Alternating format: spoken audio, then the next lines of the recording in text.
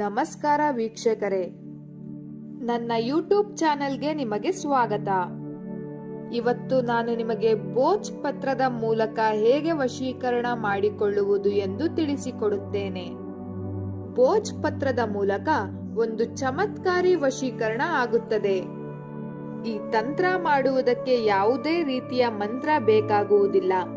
ಕೇವಲ ಒಂದು ಭೋಜ್ ಪತ್ರ ಮತ್ತು ಒಂದು ಹೆಸರಿನಿಂದ ಈ ವಶೀಕರಣ ತಂತ್ರವನ್ನು ಮಾಡಬಹುದು. ವೀಕ್ಷಕರೇ, ನಿಮ್ಮಲ್ಲಿ ವಿನಂತಿ ಮಾಡುತ್ತೇನೆ, ನೀವಿನ್ನೂ ನಮ್ಮ ಚಾನೆಲ್ನ ಸಬ್ಸ್ಕ್ರೈಬ್ ಮಾಡಿಲ್ಲ ಅಂದರೆ ಈ ಕೂಡಲೇ ಸಬ್ಸ್ಕ್ರೈಬ್ ಮಾಡಿ ಮತ್ತು ಪಕ್ಕದಲ್ಲೇ ಇರೋ ಬೆಲ್ ಐಕಾನ್ ಮೇಲೆ ಕೂಡ ಕ್ಲಿಕ್ ಮಾಡಿ. ವೀಕ್ಷಕರೇ, ಇದು ತುಂಬಾ ಹಳೆಯ ಕಾಲದಿಂದ ನಡೆದುಕೊಂಡು ಬಂದಿರುವಂತಹ ವಶೀಕರಣ ತಂತ್ರ.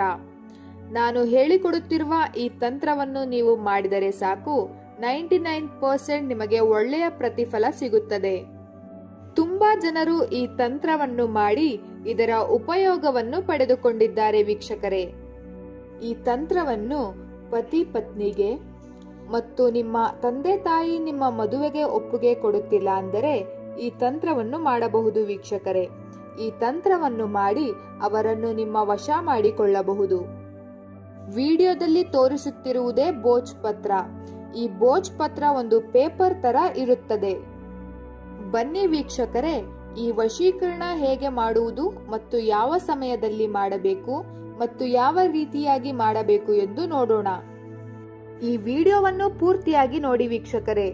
ಪೂರ್ತಿಯಾಗಿ ನೋಡಿದರೆ ಮಾತ್ರ ನಿಮಗೆ ಅರ್ಥವಾಗುತ್ತದೆ. ಆದ್ದರಿಂದ ಈ ವಿಡಿಯೋವನ್ನು ಪೂರ್ತಿಯಾಗಿ ನೋಡಿ. ಪೂರ್ತಿಯಾಗಿ ನೋಡಿ ಇದರ ಉಪಯೋಗವನ್ನು ಪಡೆದುಕೊಳ್ಳಿ. ಭೋಜ್ ಪತ್ರದ ಸುತ್ತದಲ್ಲಿ ಓಂ ಶ್ರೀ ಓಂ ಶ್ರೀ ಓಂ ಶ್ರೀ ಅಂತ ಬರೆದುಕೊಳ್ಳಬೇಕು. ನಂತರ ಭೋಜ್ ಪತ್ರದ ಮಧ್ಯಭಾಗದಲ್ಲಿ ನಿಮ್ಮ ಹೆಸರನ್ನು ಬರೆದುಕೊಳ್ಳಬೇಕು.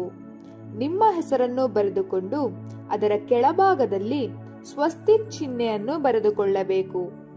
ಸ್ವಸ್ತಿಕ್ ಚಿಹ್ನೆಯನ್ನು ಬರೆದ ನಂತರ ಅದರ ಕೆಳಭಾಗದಲ್ಲಿ ನೀವು ಯಾರನ್ನು ವಶೀಕರಣ ಮಾಡಿಕೊಳ್ಳಬೇಕು ಅಂತ ಇರ್ತೀರಾ ಅವರ ಹೆಸರನ್ನು ಬರೆದುಕೊಳ್ಳಬೇಕು. ನಂತರ ಅದರ ಕೆಳಭಾಗದಲ್ಲಿ 5 ಮತ್ತು 3 ಅಂತ ಬರೆದುಕೊಳ್ಳಬೇಕು.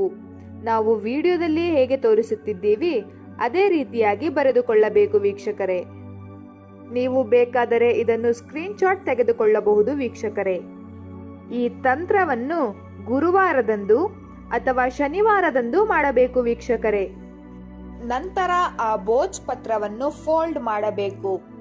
ಆ ಭೋಜ್ ಪತ್ರವನ್ನು ಫೋಲ್ಡ್ ಮಾಡಿದ ನಂತರ ನೀವು ಯಾರನ್ನು ವಶೀಕರಣ ಮಾಡಿಕೊಳ್ಳಬೇಕು ಅಂತ ಇರ್ತೀರಾ ಅವರ ಹೆಸರನ್ನು 7 ಬಾರಿ ಹೇಳಬೇಕು. 7 ಬಾರಿ ಅವರ ಹೆಸರನ್ನು ಹೇಳಿದ ನಂತರ ನಿಮ್ಮ ಇಷ್ಟ ದೇವರನ್ನು ಪ್ರಾರ್ಥಿಸಿಕೊಳ್ಳಬೇಕು. ನಂತರ ಆ ಭೋಜ್ ಪತ್ರವನ್ನು ಒಂದು ಬಿಳಿಯ ಹಾಳೆಯ ಮೇಲೆ ಇಟ್ಟು ಸ್ವಲ್ಪ ಮಣ್ಣನ್ನು ಅದರ ಮೇಲೆ ಹಾಕಿ ಅದನ್ನು ನೀರಿಗೆ ವಿಸರ್ಜನೆ ಮಾಡಬೇಕು. ವೀಕ್ಷಕರೇ, ಈ ರೀತಿ ಮಾಡುವುದರಿಂದ ನೀವು ಇಷ್ಟಪಟ್ಟ ಸ್ತ್ರೀ ಅಥವಾ ಪುರುಷ ನಿಮ್ಮ ಬಳಿ ಅವರಾಗಿ ಅವರೇ ಬರುತ್ತಾರೆ ಮತ್ತು ನಿಮ್ಮನ್ನು ಹುಚ್ಚರಂತೆ ಪ್ರೀತಿಸುತ್ತಾರೆ.